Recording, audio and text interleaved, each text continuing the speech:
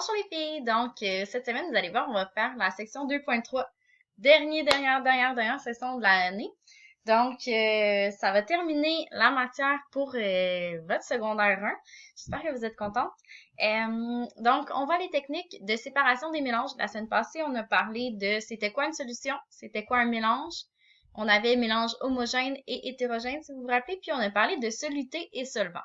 Okay. Donc là, maintenant, on va regarder comment on va séparer les mélanges. Donc, on avait vu que les mélanges, c'était plusieurs constituants mélangés ensemble, donc au moins deux ou plus en fait. Maintenant, on va voir comment on peut les séparer. Okay? Donc, des fois, par exemple, si je voulais trier, je sais pas, j'ai un verre d'eau, puis là, j'ai du sable qui est tombé dans mon verre d'eau, ben peut-être que je voudrais enlever le sable pour pouvoir quand même boire mon eau. Mais on aurait besoin d'une certaine technique pour séparer ces mélanges-là. Donc, c'est ce qu'on va voir aujourd'hui, c'est les différentes méthodes pour séparer les différents mélanges. Premièrement, on a la décantation. OK? La technique de la décantation, oups, pardon pour ça, elle est plus ou moins lente. Ce que ça veut dire, donc ce que ça veut dire, c'est que c'est quand même une méthode qui va être assez lente. Donc, ça sera pas super rapide, ça prend du temps à faire.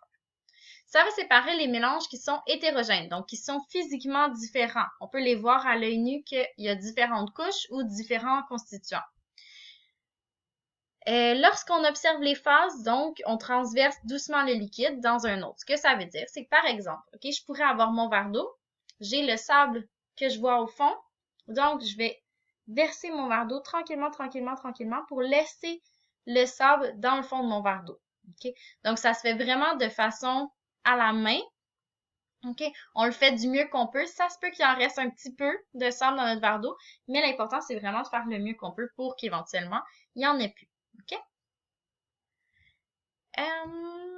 Donc, pour les mélanges hétérogènes. On a ensuite la centrifugation. Ça, c'est plus rapide. C'est aussi un peu plus efficace.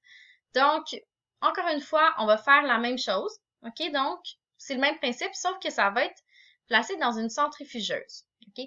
Ce que ça veut dire, c'est qu'on met dans une centrifugeuse. La centrifugeuse, elle tourne super vite. Ce que ça fait, c'est qu'avec la gravité, les éléments plus lourds vont se retrouver au fond, les plus légers vont se retrouver au-dessus.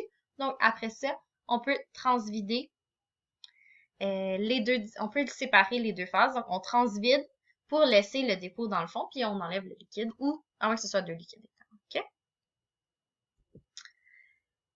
Par la suite, on a le tamisage. Le tamisage, ça, c'est avec un tamis. Je suis sûre qu'il y en a quelques-unes d'entre vous qui vont connaître c'est quoi. Donc, c'est comme un petit bol, si on veut, mais avec plein de petits trous. Okay? Les trous sont super petits, donc ça va laisser passer évidemment juste des petites choses. Mais ça pourrait être bon pour trier notre sable et notre eau, par exemple. Donc, ça va permettre au liquide de passer au travers, puis les éléments solides vont rester dans notre tamis. Okay? Je ne sais pas si vous avez déjà vu les émissions comme ça, mais il y a certaines émissions, il y a certains chercheurs d'or qui faisaient ça dans le temps. Donc, ils allaient avec leur tamis dans les rivières, tout ça. Ils ramassaient le sable, ils secouaient pour revoir si dans le sable, il y avait des petites pépites d'or ou des petites particules d'or. Donc, ils faisaient ça, c'est comme ça qu'ils trouvaient de l'or dans des secteurs. Okay? Donc, ça, c'est vraiment une façon qui est super efficace, surtout si on a des grosses particules. On a par la suite la filtration. Donc, la filtration, ça, c'est, on va passer la même chose, OK? Sauf que ça va être au travers d'un filtre. Donc, c'est de papier ou de tissu.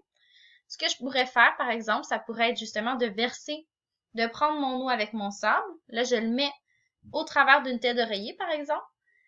L'eau va passer au travers, mais le sable, il ne pourra pas passer au travers de ma tête d'oreiller. Donc, il va rester dans notre filtre ou notre papier, notre tissu. Puis, ben, c'est comme ça qu'on va pouvoir séparer les deux.